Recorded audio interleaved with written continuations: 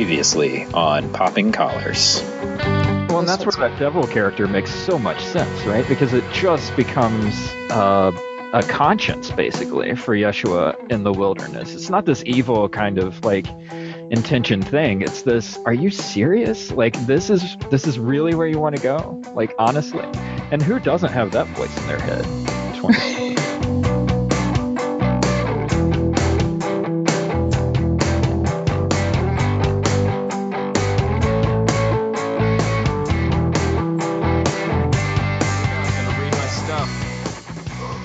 Welcome to Popping Collars, the podcast that lives at the intersection between religion and pop culture. I am your host. My name is Greg Knight. I am in Palm Beach, Florida. With me is my co-host, Betsy Gonzalez from Alexandria, Virginia. Hello, Betsy. Hello, Greg. And a couple of special guests this time from Oshkosh, Wisconsin. A familiar voice from the first season of Popping Collars. It's Chris Arnold. Welcome back, Chris. Hello, Greg. Hello, Popping Collars faithful listeners. And from Nashville, Tennessee, first time on the show, it's Kira Schlesinger. Welcome, Kira. Thanks. Hi.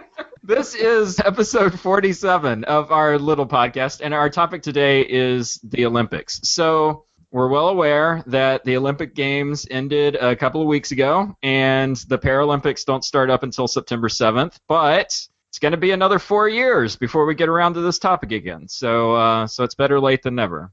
So before we get to a conversation about the games in general, I wanted to get into some specifics from the fortnight just passed. I think we all know most of the stories that came out of the 31st Olympiad, including ethical, moral issues, geopolitical issues, race issues, environmental issues. Easy question to get us going. What stood out to you about the Olympics, and what was the thing that you were kind of captivated by, or disturbed by, or inspired by?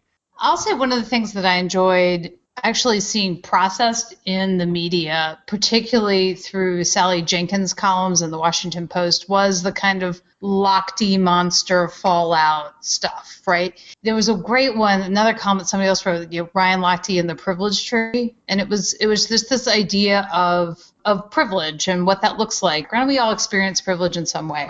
Just that element of, I can kind of do what I want, and it will all be okay in the end. It's also dovetailing for me this idea that how much are we taking care of our athletes post-games? That also was another discussion, right? So, like, I've watched a Greg Louganis documentary where he really talks about wanting to help athletes and that you go kind of looking for whatever high that is from competing and winning on a national stage. I mean, try having sex after that and having it be super awesome and great, right? I mean, that's amazing to do that. So it's like there's something I feel connecting those elements, because I'm a huge Olympic fan. I've been so for years, and I loved all the competition, but there was really something about kind of this privilege nugget with our athletes and how they live their lives that I've seen more of a post-games focus in a way than I have before. So I was paying a lot of attention to that, I found.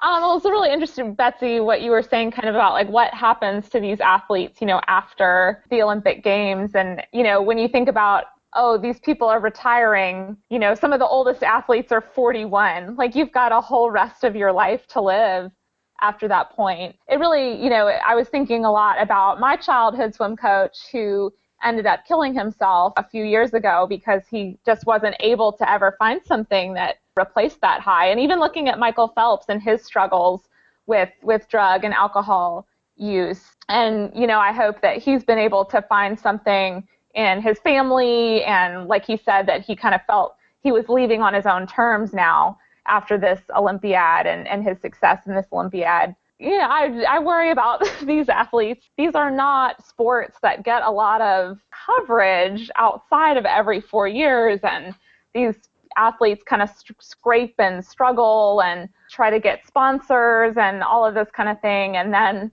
we sort of forget about them until the next Olympiad. See, this is why I feel like the Olympics isn't really a competition show. It's not really a sports show. Like, sports in America is like ESPN, and you wouldn't see that stuff on ESPN. I feel like the Olympics is more like, I feel like Americans anyway treat the Olympics as like a television show. And it's like, oh, wow, look at these odd things that are happening on my screen. I didn't know people could do that. But it's like you don't know that people can do that unless you go 4 years in between seeing people do these things. You know, Wasn't it's a this novelty why- act. Oh, but It's America's Got Talent with like athletes involved. But isn't this why we have like the Ocho? I mean, like, you know, it's not so many ESPNs, right? So you can show the World Curling Championship, or, you know, I know they cover the World Track and Field. Like, that will be on television at some random Saturday afternoon. Suddenly, you know, oh, the World Championships are happening. And the sociologist in me loves kind of getting into this idea of, oh, well, Usain won this at the Worlds, and then, you know, but then Justin Gatlin won this one at this one. And I'm like, oh, there's off years. These are not Olympic years, and there's other things happening. And I know they pop up, but I know you're right that they don't get the same sort of caliber experience that the Olympics gets to have. You know, there's stuff happening. It's just not on our radar. And I feel like you in a way that there's the sports part, but there's the story part. Right. I love the stories, and I will weep. I will, you know, I will. Oh, you're in the bag for Bob Costas, aren't you? Oh, Bob and I have a complicated past. I can't get You're into it, but the person that NBC's coverage was entirely tailored to, because I thought, you know, 45 minutes of the story and the narrative and the history and the slow motion footage of someone's grandmother, and then like 10 seconds of a race. It was exhausting. I don't know. Like, what do you think, Chris? Are the Olympic Games like the Christmas and Easter of the liturgical year? Like, we don't care about the other stuff in between. Like, what is it about these things? I'm tying that observation about the coverage back to the observation about how the Olympics grinds up these athletes, chews them up. All of these sports are getting all this attention from these athletes, even though they don't have coverage. I mean, you know, rowing, Greco-Roman wrestling, you know, this stuff is not getting coverage. So the motivation for these athletes is coming from somewhere else. And it just seems like I remember thinking this back when all the stuff about Nadia Comaneci came out back in the 80s, and the gymnastics and how grueling her life was. These athletes are really good at what they do, but this isn't a balanced life. You know, from a spiritual perspective, it doesn't seem to me to bear the hallmarks of a healthy and balanced life. And I think that's got to just take its toll after a while. Gwen Jorgensen, who won the gold medal in triathlon after London, where she had a flat tire on the bike and didn't end up winning, she said every decision that she's made in the last 4 years has been geared towards getting this gold medal in this Olympics. And that includes, I mean, her husband has quit his job and helps keep her fed and rested and recovered from all of her workouts and things like that. So, yeah, I mean, I think you're right on. Like, a lot of times I think we look at athletes and we're like, oh, they must be so healthy. Like, they're obviously very fit and, you know, active, and they do all these great things. And, like, what we don't see are the surgeries and the injuries and the sacrifices of mental and physical and spiritual and relational health. So this is funny because I came into this conversation thinking that the athletes would be the inspirational part of the conversation, and that it would be like the IOC and the, you know, and poor Brazil, that we would be kind of kicking and bemoaning and stuff like that. But yeah, I mean, the coverage leading up to the Olympics was all about like, oh man, is Brazil going to pull this off? Oh, look at all this trash in the, you know, in the bay. Oh my gosh, the whole place is going to be bankrupt after this is over. And then you got the sense that once it started, the athletes were going to kind of like save all of that. They were going to distract you from the fact that all of this other stuff was going on.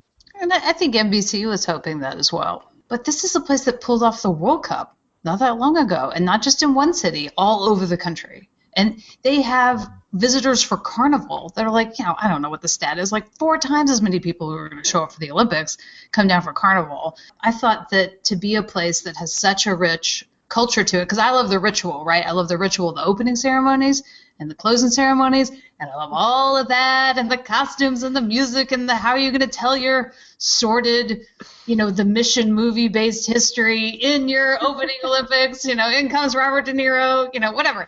But, like, Like those things. Robert De Niro. Why Robert De Niro? Good Famous movie. Brazilian actor Robert De You haven't Niro. seen The Mission, so good. I want to talk about this idea of spectacle and ritual because I think that's very much in our wheelhouse. Like we do spectacle. We do spectacle once a week. Like we know how to do this. And you mentioned that Brazil also hosted FIFA and the FIFA World Cup, which is another organization that has its issues. It just makes me wonder if to enjoy these things we have to hold two truths. And one is that, these athletes, their stories are inspiring and the sacrifices that they make are inspiring. And yes, they are being exploited as part of a larger system. Like, and we're part of that by consuming this product. It's just globalization played out, right? We've been moving towards globalization since World War II. And these huge international organizations like the IOC, like FIFA, like Formula One, they don't have factories anywhere. They just have kind of an idea, which is to get groups of athletes together in different places at different times. And so it's just money and influence. There's so much money involved in all this. I can't see any way to get corruption out of it. There's too many tentacles in the soup. That's a terrible analogy. I take that back. What do you think, Kira? Is this an ethical problem, being an Olympics watcher, an Olympics fan? Yeah, going into the Olympics, I was listening to the Runner's World podcast, and they were interviewing David Epstein, journalist with ProPublica, about the doping epidemic within track and field. And, they asked him, so can you still watch track and field, or is watching it kind of being complicit within the system? And he said, let's say there are a third of the field is doping. Well, that means 2/3 of the field isn't. And so, we're still supporting those athletes. And I do think there's something implicitly aesthetically beautiful about sport in its purest form, and about competition, about pushing ourselves as a human race to, higher, faster, stronger, and all of that kind of Olympic motto that is it's still at the kernel of what the Olympics is. And then there's everything that's kind of grown up around it. So yeah, like I love the Olympics. I grew up watching the Olympics, and I, even knowing everything that goes into it, it's kind of like, can I really support this? But, at the end of the day, it's still really compelling. Yeah, this reminds me a little bit of our NFL episode. I know. I was about to say the same thing. We started this season having this exact conversation. Right, same conversation about, organization that kind of uses up every ounce of its participants, who have dreamt their whole life of participating in it. And so it's, and I think maybe in the same way the Lacti behavior playing on the assumptions about Brazil gets me irritated and feeling gross. The IOC and the issues they've had, counting on my investment in that little runner from Oregon who's just gonna, get it done, or that little gymnast, or that Taekwondo fighter, whatever it is that Jamaican bobsled team. Yes, that I can dressage rider. I'm invested. And I love human story. I love overcoming adversity. It's just, it inspires us. We are so knit into whatever that emotion that comes from, real hard knock stories, so that they can bank on my love of that to then kind of do other things that they're doing. It's another quandary, because yes, like Kira, I grew up on it. I can remember watching my father squirm in his seat, watching Carl Lewis run. Yeah. And that it's like Allie Raisman's parents. He's all over the place, and then he wins and he's crying and it looks good, and just to see people physically moved, emotionally moved by a sport is a part of something that I respond to. I've got a moral issue, and I don't know if it's the same thing, but it has to do with the medal count. So it's this idea that, the U.S. has to win the medal count. But not only do we have to win the medal count, we have to have the most golds. We have to have the most silvers. We have to have the most bronze. We have to win each individual category medal count as well. And somehow that translates into we have the better political system. We have the better... we won the Olympics. We won the Olympics. We do it cleaner. We do it better. And we use the medal count as kind of evidence for that sometimes, it feels like. Is this what we really want it to be? Katie Ledecky swimming her heart out for the gold medal? Or is she just part of something so much larger that even, Christ Redeemer can't wrap his arms around, like all of this stuff? It's just so big. Don't you drag Katie. The next time I'm rooting for the local girl here. The next time the Olympics are in the United States, it's just going to be nothing but Katie Ledecky and all the time. Yeah. And who sponsors the medal count? Right? Every time. Who is it? I don't know. Coca-Cola? McDonald's? McDonald's. Every time. McDonald's. And the medal count. Brought to you by McDonald's. We have a really distorted perception of the Olympics as Americans because we do win so much. That there are so many athletes that are there at the Olympics. I mean, just happy to be there. I mean, they're not even going to make the semifinals, They're just going to do their thing in the quarterfinals or play their match or whatever. And then they're kind of done. And, it's easy to kind of, I had a parishioner kind of ask me, well, all of those people that were at the back of the men's marathon, what's their deal? I was like, well, they qualified. They weren't going to win anything, but, they're honoring their country. They're representing their country on the world stage at an Olympics. They're fulfilling a personal dream. And, we kind of lose touch with that because we're must win everything. Can't believe that lady lost that bike race right at the end, man. That was another medal that was ours. We could have had. But that is true. We watch through our own national experience. That's the thing. We're not only watching it from a place of we're watching for medals and patriotism and all that stuff. We're watching this stuff from a place of empire, right? We're watching this from the state of we are in charge. And if we slip on this medal count, it shows that we're kind of not in charge. And yeah, there's going to be an Olympics one day when we come in third in the medal count, and there will be a whole lot of justification coming out of a whole lot of faces when that happens.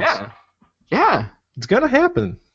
Well, it's all about appearance and prestige and money, and that we have, even though I know there are plenty of U.S. athletes who are working really hard to be able to afford to train and do the way they are. It's not like we have a uber national system that's really kind of processing people through. I know each sport has its own ways of investing in athletes, but it's the ramp up to your church looks really kind of beat up and not so hot. It still works, gets people in, it's great, but then it's what does this say about the way we appear if something doesn't look so hot outside, or what we can value or what we can buy, whatever. It's all about appearance. And when it becomes geopolitical, that everybody was making this comment about, this was the most medals we've gotten in a non-boycotted Olympics, even though there were a bunch of Russian athletes, correct, who were not there. Yeah. Right. So, I mean, sport is politics. As much as, and I started getting nervous the more the athletes were talking about, we're clean, we don't dope, really ratcheting it up, and I'm like, oh, please say that. Lance Armstrong language right there. 4 years from now, right? Somebody isn't going to take that sample and that the absolutes. Yeah, I mean, ultimately, these Olympics aren't over. There's still definitely a lot that can happen 10 years from now. We don't know who it is or who it's going to be and what they're going to discover. It's oh, my favorite athlete got fourth. That doesn't mean he or she's not going to get a medal down the road. Well, and the element of forgiveness in that. That we were watching athletes who had served suspensions, who were on our team for something that they had done in the past, and then still having U.S. teammates say, well, I don't think they should be on our team either. If I'm going to speak in absolutes, and they shouldn't be on here either. And where is the forgiveness? Where's the grace for that person who screwed up and has been able to train their butt off and come back, even at a more advanced age than were before. I'd like to talk about a New Zealander and an American in the women's 5,000-meter race who fell down, tripped over each other, and then helped each other to the finish line. Betsy just traced a single tear down. I think Betsy's crying. We've lost Betsy. One version of the Olympics is that moment where they helped each other across the finish line, helped each other get up and keep going, was kind of what the Olympics is all about. Yeah, so I keep coming back to this idea of holding two truths at the same time. I mean, you have to be able to say, yes, there are these beautiful moments that exist in these games that are kind of surrounded by some ugliness at the same time. I guess, I mean, this is a great question for us as people who work in this world of kind of, dispensing, I don't know, moral lessons. How do you explain like living your life with integrity and consistency when you're constantly having to say, the world's a broken place, so we have to take the brokenness with the times where we can look to help our opponents across the finish line. But at the end of the day, like McDonald's has to make their money. Like I don't know. It's just it's hard. Like it's hard to be consistent without being like an ascetic. There's a columnist in the Economist. I'm tripping over my own words now. A column in the Economist written by Erasmus. It's just the name is the Erasmus blog. It's from August 7th, 2016, and it's called "The Olympics as a Kind of Religion." Contains this paragraph.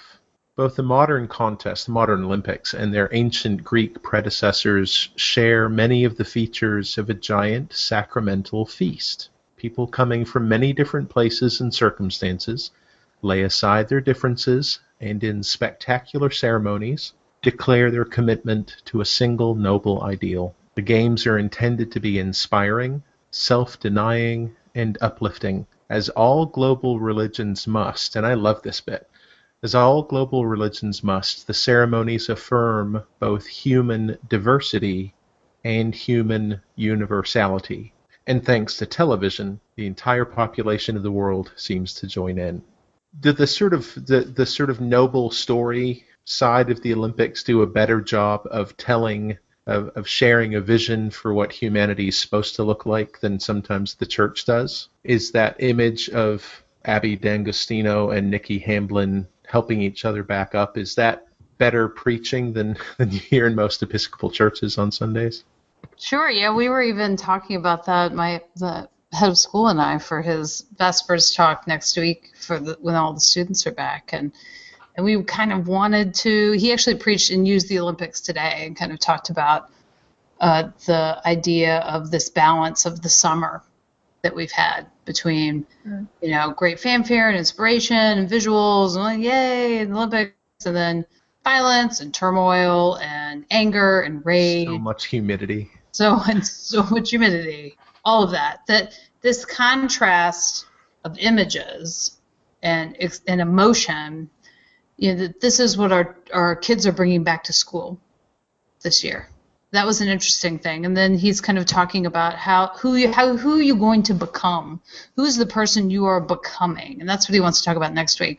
And we talked a little bit about the Samaritan, but then, we're like, oh, it's, I hate to say it, a little played out. It's not a Samaritan. Is there some other story? Is there some other something that we can go with that has a similar feeling? And I think that moment on the track, when everybody else is going to run by because they have other things that they need to do and other places they need to be, and we're not going to touch an injured athlete because that's going to affect our outcome, that those two women participated in and each had the opportunity to help the other up, which was just, that part was fascinating to me.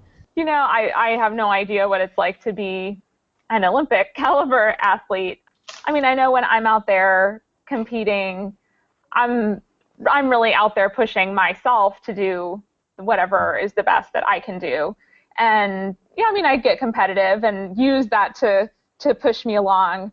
I mean, in one of my most recent races, I kind of kept leapfrogging with another woman who was in my age group, and we were coming into the finish, and it was kind of like, okay, we've got this, we've got this, we've got this. And she kind of took off at the end and had a gear that I didn't have.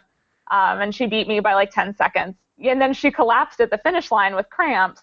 And so, I rushed over her and I said, good job. And, thanks for pushing me. And so there is this kind of fueling of competition and camaraderie in those moments that I think a lot of times when people see someone who they respect and value, win, they're happy for that person, even though they might not have done well themselves. Yeah, we challenge in a class I teach in the spring on compassion. When it's a comparative religions class as well, and so we get to the unit on Buddhism, and we challenge the students to live by 4 tenets of the Eightfold Path for 24 hours. And it's interesting the way when we talk about right action, and then how they talk about right action on the sports field. And so particularly our lacrosse players, how aggressive are you going to be?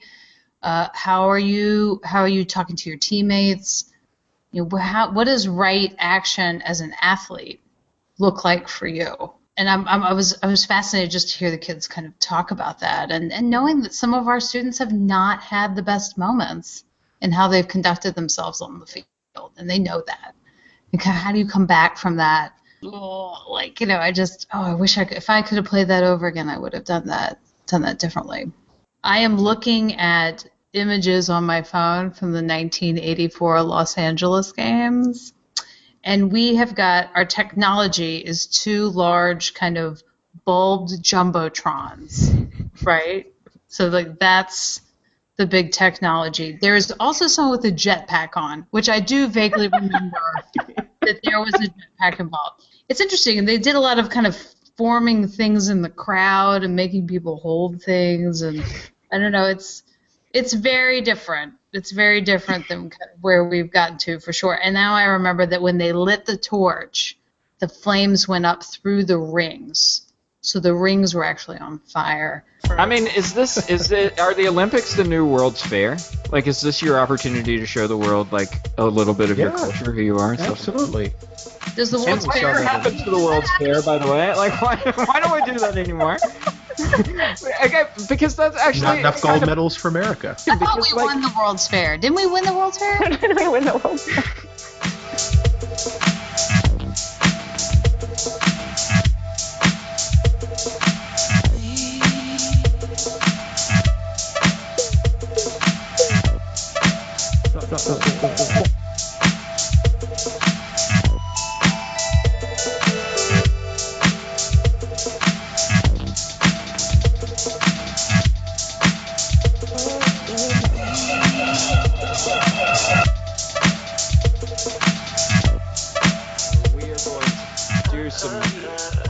Where you can talk about your websites or your blogs or your Twitter feeds. So I will start with you, Betsy. Where are you? What are you doing? How can people find you? I am serving as the head chaplain at Episcopal High School in Alexandria, Virginia, and we are just getting ready to start off the school year. It's super exciting, like all about it. So we got kids trickling back onto campus, lots of hugs, lots of catching up. So we just had our opening faculty chapel today, and it's back to school. Do they have like those pencil sharpeners that they put on their desk? Like they have like the perfectly sharpened number 2 pencils, like ready to go? They don't seem to have that, Greg. That's a shame. Maybe 1 or 2 of them really into that. They like to use my pencil sharpener. People still use pencils. It happens. Yeah. But yeah, no, it's I'm excited. I'm ready for the school year to start, and that means that. So Betsy_Gottens on Twitter. Chris, where are you? What are you doing? How can people find you in Oshkosh? Dear Popping Collars listeners, the last time I talked to you, I was in Kansas. I've moved up here to Wisconsin about 8 months ago, and I'm now at Trinity Episcopal Church in downtown Oshkosh, Wisconsin. You can find me on my blog at fatherchristopher.org. I'm on Twitter as well at FR, I think it is, FR_Christopher. I never type it. You never tweet yourself. I never tweet myself. It's true. Find Betsy first, and she'll point you towards me. That's probably maybe. true. Maybe. Let me look. Yeah. Do you want to plug? You can plug Daily Office. Do you want to do that? dailyofficeusersguide.com, something I did last fall. It's just 16 episodes. It's like an audiobook podcast, and it is a guide to how to pray the daily office from the Book of Common Prayer that starts with like the simplest elements and builds up to it from there. So if you've ever wondered about praying morning and evening prayer and Compline and how that all works, all that stuff that's in the first 100 pages of the BCP, dailyofficeusersguide.com is the place to go. Doug. Yeah. Nice. Kira, where are you? What are you doing? How can people find you on the World Wide Web? Well, in real life, you can find me on Sunday mornings at the Episcopal Church of the Epiphany in Lebanon, Tennessee, about 30 miles east of Nashville. Online, you can find me lots of places. On Twitter at Kmays, Kmays. I blog sporadically at calledtoendure.com. I'm a contributor at Ministry Matters, Instagram, Snapchat, all that good stuff. So you're like a millennial, Kira. I am a millennial. Y'all are talking about the 1984 games, and I wasn't even born yet. I was born in 1984. I just wasn't born for the games. You have no appreciation for the Apple II. You have no appreciation for walking into a computer lab and seeing Oregon Trail on the screen. No, I'm an Oregon Trail millennial, though. I'm the older millennial. No appreciation of the Cold War. Are you going to tell her to get off your lawn, Greg? Is that going to happen? My name is Greg Knight. I'm in Palm Beach, Florida at Bethesda by the Sea Episcopal Church, where you can find us on the web at bbts.org. You can find me on Twitter at @GregKnight, where I actually send a tweet. It was the first time in, I think, 9 months I sent a tweet. You can find Poppin' Collars on Twitter at Poppin' Collars. You can find us on Facebook, facebook.com/Poppin' Collars. You can find us on Instagram, Poppin' Collars Podcast. And you can find all of our archive shows at our website, poppincollarspodcast.com. Our most recent shows are available wherever you get your podcasts, iTunes, SoundCloud, Stitcher. All we ask is that you subscribe, rate, and review our show. That way, maybe a dozen more people will find us. Who knows? Who knows where this thing can go? Our metal account's sponsored by Episcopal Cafe. And you can find us on Episcopal Cafe each and every single time. We love EpiscopalCafe.com. We know you will as well. Check them out for all your Episcopal news needs and beyond. And with that, that is Poppin' College for this time. Thank you, Betsy. Thank you, Chris. Thank you, Kira, for coming on the show. We will see you next time. Keep those collars popped.